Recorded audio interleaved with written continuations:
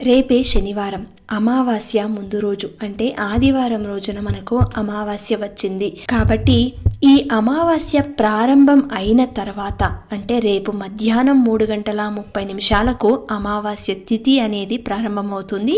అలాగే ఆదివారం 4వ తారీఖున మధ్యాహ్నం 3:50 వరకు ఈ తిథి అనేది ఉంటుంది. అంతలోపు మీరు రేపు సాయంత్రం పూట మీ గుమ్మం ముందు, మీ ఇంటి మెయిన్ డోర్ ముందు వాకిలిలో అటుపక్క ఇటుపక్క 2 ప్రమిదులను తీసుకుని, మట్టి ప్రమిదులు, అందులో కొద్దిగా ఉప్పు వేసి అటుప్రక్కన ఇటుప్రక్కన ఉంచి ఒక నిమ్మకాయని కట్ చేసి ఒక భాగానికి పసుపు రాసి మరొక భాగానికి కుంకుమ రాసి అటుప్రక్కన ఇటుపక్కన ఉప్పు పైన పెట్టాలి.